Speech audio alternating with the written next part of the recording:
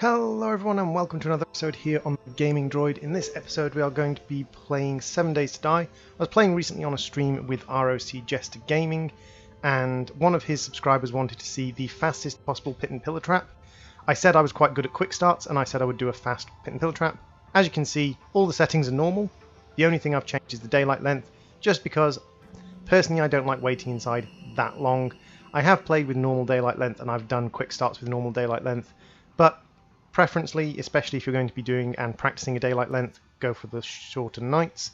And if you're going to be practicing a quick start, go with ROCJesterGamings, because the predictability of where to find things makes quick starts much easier to practice. You can use the quick start methodology in random gen, but it's a little bit harder.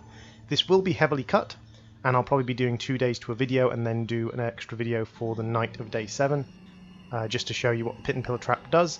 But this is going to be the fastest pit and pillar trap possible, and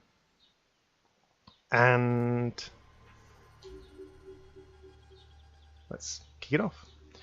So we've started in ROCJesterGamings, we've started in the burnt lands. Going to grab basically everything I can as quick as possible. A little bit of glass, that's fine. Feathers is something we really need. We really need to build up our stock of feathers because we're going to be primarily relying on a bow and arrow, because we're not going to be doing a lot of scavenging. We're going to be relying on stuff we can make, because to make a pit and pillar trap you kind of have to reside in one place, so you're not going to be going all over the place to scavenge. First things first, grab an axe. So stone off the floor, grass and some wood, grab an axe. Didn't have any little bushes I could break for wood, so I had to punch the tree, unfortunately.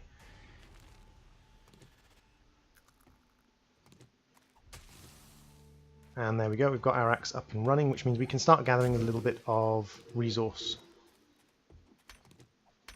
Now, when you're breaking things like stones, it's always worth, especially if you're doing a quick start, lots of people do a couple of hits, get enough stone, get the stone they need, and then run off. Not really the best way to do a quick start. The best way to do a quick start is always to break things, because you get that big boost of materials at the end. Now, what you get is randomized with stones. Let's have a look. We get lead and nitrite, so not really useful, but you can get a bonus of 12 stones at the end, so you can get an actual bonus for completing it, and you're going to need more stone later, so it's always worth completing mining. That tree that I just passed, way too big for what we're looking for. We want something small, something we can finish with the axe that we've got, so this is what we're going to do. Now, as I said, I'm going to cut this, but basically I'm going to spend the first day traveling and gathering resources. I don't want to set up a pit trap in the burnt lands because I'm going to get more burnt zombies, and burnt zombies have more health, so they need to fall for further. Grab up the chairs and scrap them for some wood later. Burnt zombies have more health, so they have to fall further to die. So I'm not going to set up in the burnt lands because you get a much higher spawn rate of burnt zombies, and so the pit and pillar trap has to be much deeper. Instead, I'm going to go to the grasslands. For the first horde, the pit and pillar trap doesn't have to be that deep. Vitamins, nice. For the first horde, the pit and pillar trap doesn't have to be that deep because the first horde doesn't tend to spawn that many special zombies, and you can always kill things that fall. Now, in a multiplayer game, if you were to play a multiplayer server with this, you could set up a pit and pillar trap very quickly. If you were all working together and putting in the effort, you could probably have a pit and pillar trap up probably by, if you did nothing but set up the pit and pillar trap, probably by day 4. And it's actually a really good idea. I mean, most people use pit and pillar traps for days sort of 21 and onwards. You can use a pit and pillar trap for day 14 if you set up in the desert solo. So you can actually get a pit and pillar trap up by day 14. It is very rare to have a pit and pillar trap for day 7. Because there is a required sort of minimum depth. Depth. There we go. That's the word I was looking for. A required sort of minimum depth for a pit and pillar trap. You kind of want it to be at least 20 blocks deep if you're going to do a pit and pillar trap. So this is just going to be me traveling and gathering. So I'll cut this bit out and we'll come in a little while. Hello everyone, welcome back. As you can see, my tools have been growing while I've been traveling. This is how you do a quick start. You should always be crafting tools all the time. You should never be without a tool crafting. I've cut back in here because you can see we've got a shop in the distance and we've got our first kind of wandering zombies. I'm just going to sort of crouch down in a second and check Yeah, I'm hunted. Right, that's fine. I don't have a bow and arrow yet. Or do I have a bow and arrow yet? I don't have a bow and arrow yet, no. Oh, I've just crafted one. Just finished crafting one. Now, early on, with basic settings, it's going to take you a few arrows to the head to kill a zombie, but that's fine. It's not a big deal. You shouldn't really have any trouble. When you start building the pit and pillar trap, there is a risk of getting kind of jumped on and injured early on. But once you get later on, then you can actually work your pit and pillar trap through the night, and it becomes a lot safer. I'm going to grab a bone from this guy because I want to make a bone shiv to start with so that I can get some meat. One of the things that I'm going to struggle with is food because I'm doing a rush to a pit and pillar trap, so I'm not going to be bothering to start a farm, I'm not going to be bothering to hunt much. I'm basically going to be going as fast as I can for a pit and pillar trap. Now, I haven't quite figured out where I am on ROCJesterGamings yet. The shop will help me figure it out. I think, because I've just come north out of the burnt lands into this grassy area and there's a shop. I think I might be near the bar. Which, it's not a bad place of ROCJesterGamings. It means that if I continue travelling north, I should hit up my usual spot, the place where I usually set up on ROCJesterGamings. Because it's got a couple of shops to the east, it's got a trader nearby, it's got a couple of docks, it's got ready access to water. It's a pretty good place to set up, in my opinion. I know lots of people like setting up at the Gas and Go just south of the snowy biome, just south of the Winterlands. But I much prefer this area because it's a little bit more calm. Now, I'm going to cut through this rock and I'm going to do a little bit more harvesting, and we'll cut back in when I come to raid the store, because I don't think I'm going to have any more trouble. Oh, one quick side note I just thought about. You can see in the bottom left I have a buzz bonus. I picked up some grain alcohol. And grain alcohol or beer is a wonderful thing to grab early in the game because it basically, you can see my stamina there, it basically gives you pretty much infinite stamina while you've got it. You can use grain alcohol to make med packs, but early on in the game you're not going to have the other things you need to make med packs, and you're not going to be able to make med packs early in the game, and probably not going to need them because there's not enough zombie spawns for you to get that badly injured. So I'm just going to pop my grain alcohol here, and I'm just going to use it to help me gather resources. So I'll see you at the shop. Okay, so this is a custom build for ROCJesterGamings. This is, from the look of it, because it's got the windows on the side, I'm going to guess this is the bar build. It's got some traps inside of it, and it's not as good as a shop because it's not got the storage crates. As you can see, still crafting tools and scrapping tools when I can. Quickstart, you should always be crafting and scrapping something. Yeah, it's the booby trap. So you have to be really... Ooh, beer. Yay. That means another load of buzz later on. You have to be careful with the booby trap because, as suggested, it is booby trapped. It's kind of an obvious thing, but a lot of people do miss on the fact that, yeah, this thing does actually have booby traps in it, which is, I don't understand how people miss this.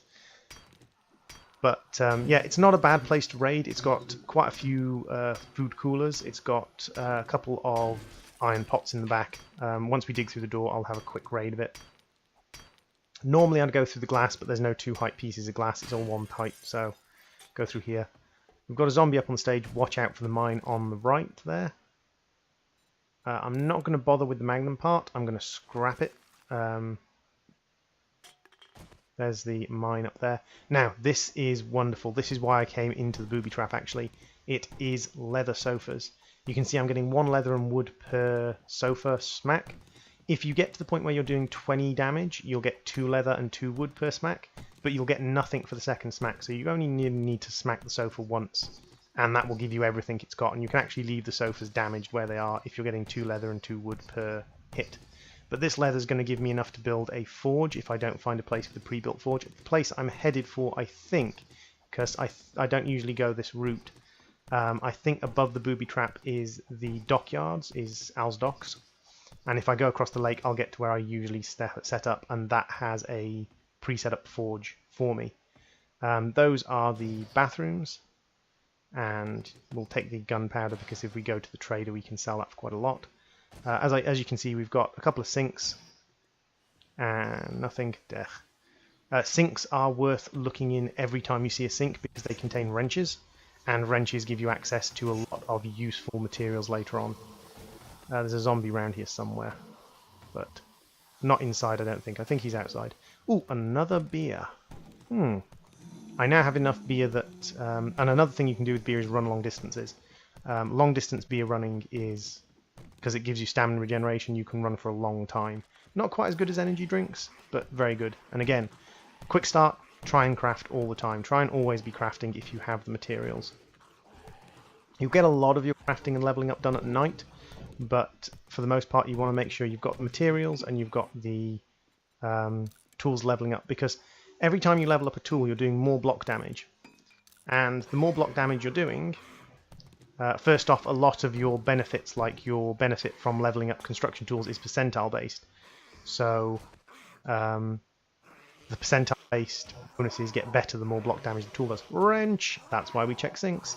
But it's also important to note that the more block damage you do, the faster you can gather resources, the faster you can break into buildings, the faster you can basically do everything. Everything is speed based. There's a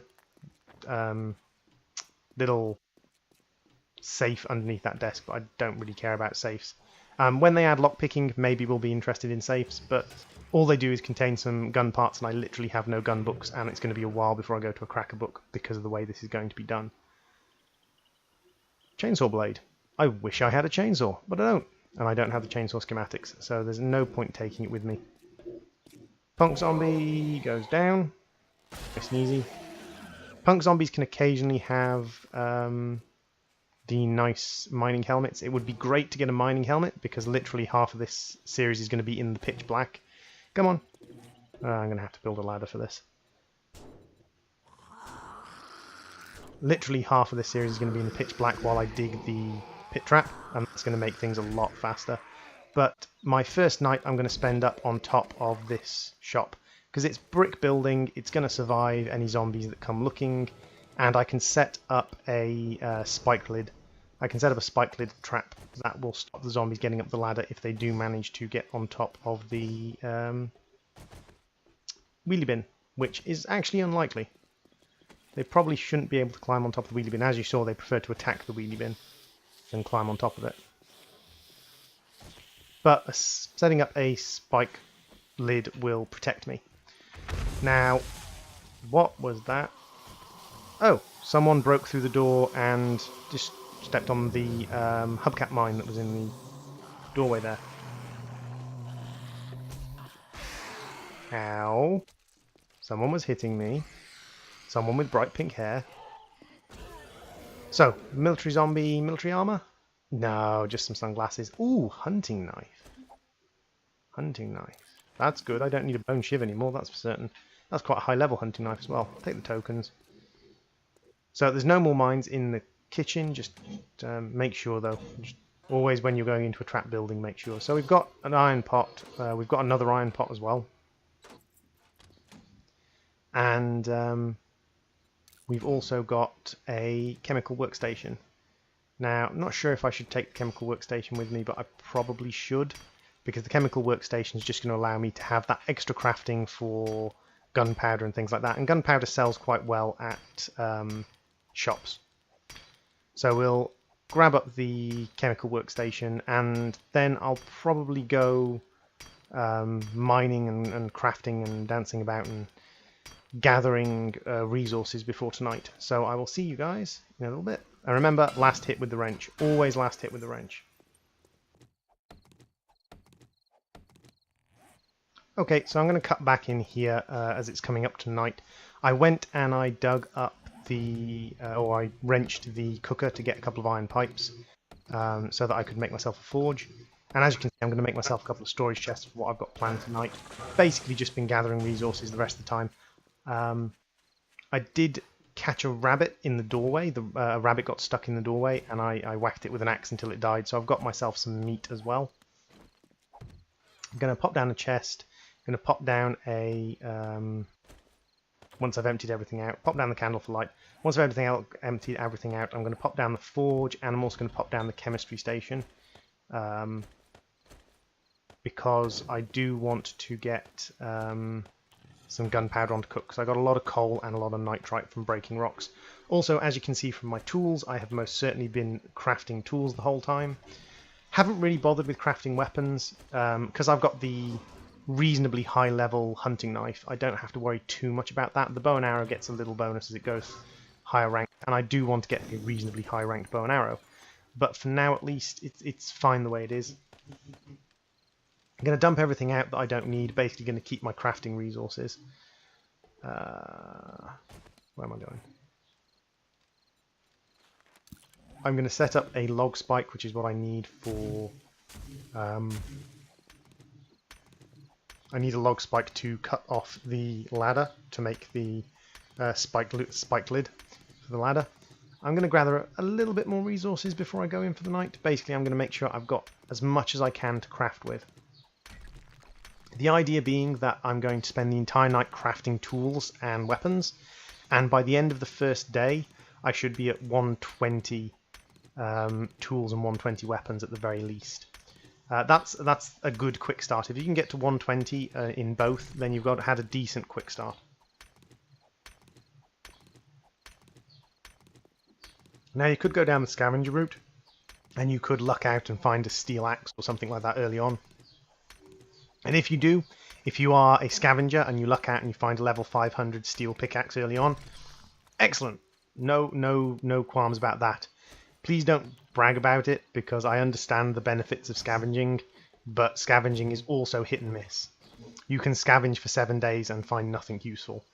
A crafter start, a rancher style start, is a lot more predictable, and the quick start in the rancher style, where you are building up tools and equipment, is more along the lines of kind of my style of start. I like ranch start. So we're going to crouch. It's just given me the signal that it's night time.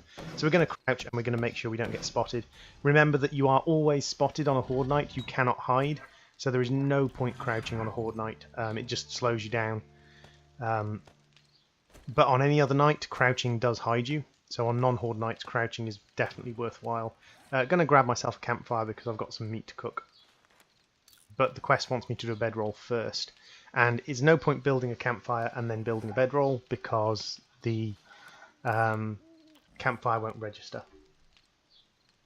So we're going to build a bedroll. I might as well queue up the campfire, I think. Because it'll trigger through. Especially with this search in the way. Is it going to trigger? No, it's not. Okay, wait for the quest to trigger. Come on, quest. Come on, quest. I believe in you, quest. I believe you can do it. Come on. There we go. So we're going to pop through a campfire. We're going to set some meat cooking. I'm going to throw down my other chest over here, because that's going to be my crafting chest. The reason you want a crafting chest is it's quicker, in my experience, to craft a mass craft and then put it in a chest, rather than craft individual things and kind of hope to scrap and craft and scrap and craft quickly enough. I've gone for charred meat because I only have one mortar. I don't want to waste it on boiled meat. And there we go. So we're going to be crafting quite a few axes. That's used up all of our stone, but that's okay, because like the whole point is we'll be able to gather stone so much faster. And we're going to be gathering stone anyway because we want iron. So there's no real risk to doing this. This is just a benefit to you, is to get these tools up as high as possible, as fast as possible. And yes, I am compulsively tidy. So the other thing I'm going to do, I'm going to be crafting tools to get to a level 120 and dumping them in the chest. Then I'm going to mass scrap them later on. I'm also going to be hitting things with my fist and repairing things with an axe. The reason I'm going to be hitting things with my fist is to up my athletics skill, and the reason I'm going to be repairing things with an axe is to up my construction tool skill. You don't have to worry too much about being efficient with that, really, because you're only going to be repairing a wood block. I am, however, going to cut this down to the last little section, and I'm going to do the same with my forge. I'm going to cut these down to the last little section so that in the morning I can just wrench them and they'll pop open. I don't want to have to sit there for an hour in the morning cutting these things apart and getting ready to take them with me. I will literally just cut them down now, and when they're almost done, I don't think I've got anything to do in the chem station, so I'll probably actually wrench that now. But with the forge, I'll cut it down to almost nothing, and then in the morning I'll finish it off with the wrench. But when it comes to using your night up, you should be crafting, you should be hitting things, and you should be repairing things. And this will give you multiple skills, experience towards multiple skills. And that's a quick way to get your skills up. It's a quick way to get your experience level up. It's a quick way to get pretty much everything up as fast as possible.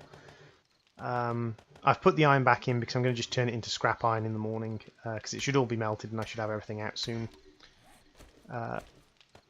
So basically, smack this down till it's almost broken, cook everything down, turn it all into iron, and then we're just going to resort to crafting, punching, and repairing. And this is how your night should go: is craft, punch, repair, craft, punch, repair. Dump things into a chest. Some people dump them on the floor. Personally, I think it's worth the 10 wood to dump them into a chest, because if you've got time and you run out of resources and you can't craft anything else, then you might as well scrap. If it's still nighttime and you aren't able to craft anything, you might as well scrap things, because that's free resources. That's resources in exchange for time. And if that time is going to be used doing nothing, you might as well get resources from it. Going to keep putting everything away, make sure my inventory doesn't fill up. But again, I'm aiming for 120 on my tools. What am I doing? What am I doing? Right, I've reached, almost reached 120. Once I get up to 120, I'll switch over to doing weapons, because I do want to get higher level weapons. And the reason I want to get my weapons high level is because the bow and arrow does more damage, and we're going to be sort of relying on the bow and arrow. I've got enough leather to make another couple of forges, so if I do have to leave forges behind at some point, that's fine. Secure check. Yes, I'm now going to start crafting weapons. So you can see that that's well over 100 clubs on, and wood is really easy to get. Lots of people say bows are best, but plant fiber is so expensive that even if bows do give you a fraction more experience towards your weapon crafting skill, because bows are slightly harder to craft, it's not worth it for the plant fiber. The plant fiber is so time consuming to gather, whereas wood is so quick to gather that it's actually much easier to just burn through the clubs as quickly as possible. Now I'm going to punch stuff, I'm going to repair stuff, and I'm going to craft stuff, and that's going to be my night. So what I'll do is I'll cut it here, and I will see you in the morning.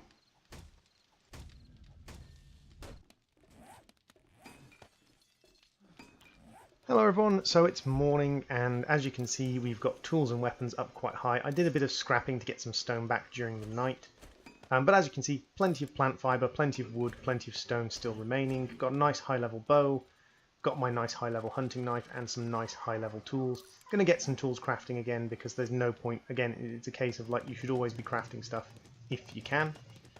Grab everything that's useful, and basically, because I've got enough space, grab everything. Then I'm going to grab my forge as well, and grab the forged iron outfit. And the forged iron is going to let me make some iron tools early on. I'm probably going to go with an iron pickaxe first, or possibly an iron spade, depending on where I'm going to be setting my pit and pillar trap. Once you start to dig down with the pit and pillar trap, you should be getting plenty of iron, so you shouldn't have any problem with making iron tools once you start your pit and pillar trap, especially if you hit an iron pocket. If you hit an iron mine, that's going to be much better. So I don't really have time. I want to get going as soon as possible. There's zombies downstairs, but that's normal. There we go, that's our forge gathered. And now I'm going to dig my way through these and head on down. Always dig your way through rather than try and drop. Oh, we have a screamer, lovely. I'm probably not going to bother fighting her, because at this stage in the game, screamers take several hours to kill. She's already screamed twice, so she's already summoned at least 6 zombies, probably more. She's probably going to keep screaming while I'm fighting her, so I'm probably going to end up swarmed by 20 zombies. There we go, there's another scream, so that's at least another 3 zombies. So I'm just literally just going to peg for it now. They do have a spawn distance, or a despawn distance, so once you get a certain distance away from them, they just stop existing. So I'm literally just going to run for it and hope they stop existing before it becomes a problem. It should be fine. I'm so confident I'm even raiding stuff on the way. I'm going to take the gunpowder and duct tape again, stuff to sell to the merchant when I get to the merchant. If you're really lucky and you're doing a quick start and you hit up a merchant early on, you'll get a cheap high-level tool. Piggy, not going to bother with you. Okay, so a little bit more running later on, and we found a house and we found the lake. So I am in the part of Navsgam I thought. Always raid split logs. You can find things like mining helmets and axes and things inside split logs. So always raid them. They can get some insanely good materials inside them. Gonna gather some more stuff. We are on the edge of a lake, and we are on the edge of the Allen Shipping Lake, or Allen's Docks Lake, which means we're in the location I thought we were, which means we're on the far western side of the map, very close to the Lake District. There shouldn't be that many zombies around here at the moment. There we go, down he goes. And this is one of the house archetypes that has a furnace inside already, has a forge inside already. So that's not too bad. Oh, come on, I hit him. I hit him. And I get... This person's face is not part of his head, apparently. The front of this person's head doesn't exist. Hey, Crawler.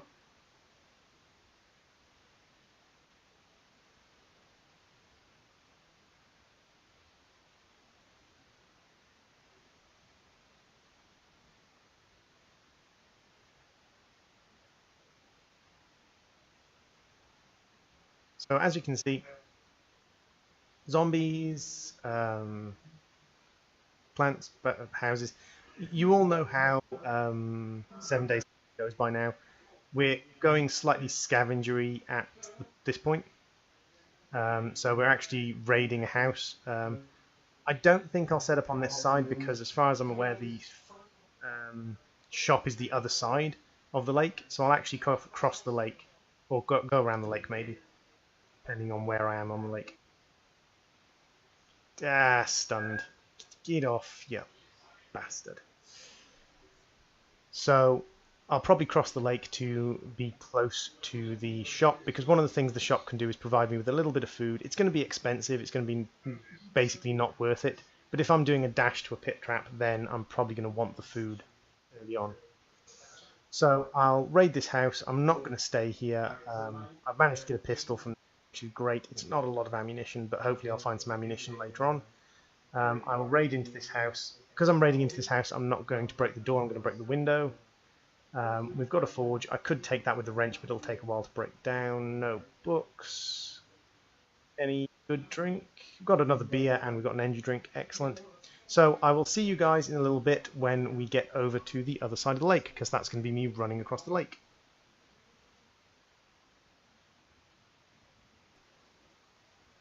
So I've crossed the lake, and I've gone on a little bit of a resource gathering expedition, and I've come across another one of the forge holding houses. Now this is on the eastern side of the lake with Owl's docks on it. The trader is to the east of here along the road, and this is where I usually set up if I'm going to be setting up a pit trap, because this is a reasonable height. You've got the trader nearby to provide resources, and especially if I'm trying to do a quick start. I mean, sometimes I set up man traps here and things like that, but if I'm trying to do a quick start, I'm probably going to set up around here, because I know this area quite well. You've got the trader, you've got two more shops to the east, and the shops are a cracker book and a working stiffs tools. I won't have time to raid those, unfortunately, but this is a good place to set up. It isn't central. It is on the far western side of the map, just beyond the far western lake, just east of the far western lake. But it gives you a trader, it gives you a cracker books, it gives you a working stiffs, it gives you the docks, it gives you a nice house that has a forge in it already, and you do have access up into the snowlands if you travel a little bit further to the east. I'm just going to scrap these, make a little bit of space in my inventory. And then we're going to head in, and we're probably going to use this house as our base of operations. When you set up a pit trap, especially if you're setting up an early pit trap, you're not going to have an underground base near the pit trap because that takes a lot of digging out to do. So instead it's good to set up in something like a brick house or in this case, a cobble house, and then have a access tunnel from the house to the pit trap. Now I'm going to cut through the door because I'm going to live in this house, so I don't want to have to rebuild one of the windows. So I'm going to set myself up in this house. It's going to be raiding the house. I'm going to put in a secured door. Going to put in all the windows. Just basically use this as a place to dump stuff as well. Not going to care too much. We've got the lake nearby for water, so that's fine. We don't need to worry about putting down our forge because we've already got a forge. We've got a little bit of iron, and we need some clay to turn that into forged iron. But we've got enough iron that we don't have to worry too much about it.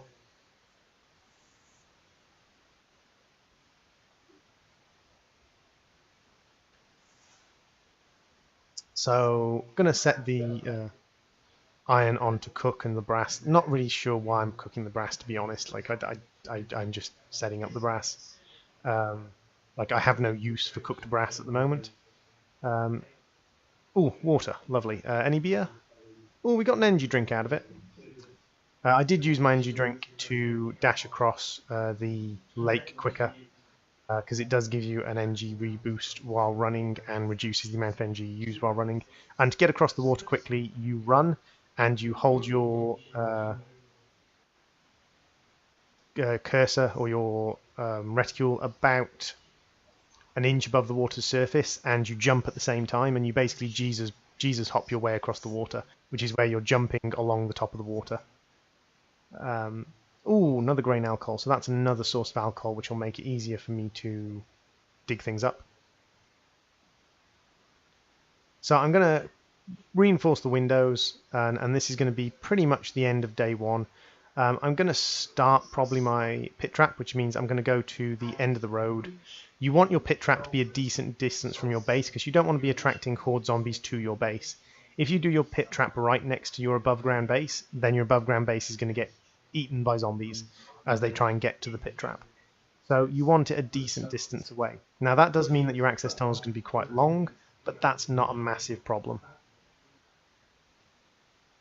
because your pit trap's going to be a safe place for you to spend the night, and later on when you do dig into the ground and you do have the time to dig things effectively, you are going to have a nice underground zone in which you are going to have your crafting and your storage. So you're going to abandon your above ground base.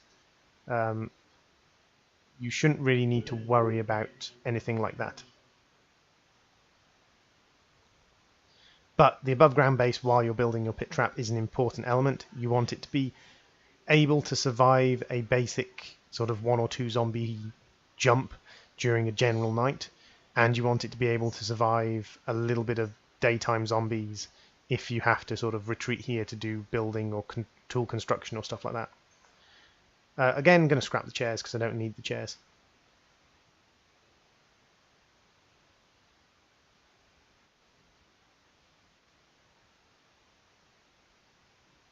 So we have everything all set up, and I think I'm probably going to go and start digging. I'll be doing it at the end of the road. I've got to set some water on and bedroll, of course. I'm going to put the bedroll in the bedroom because, you know, why not? And then I'm going to go and I'm going to start digging my pit trap. I'll see you all over there.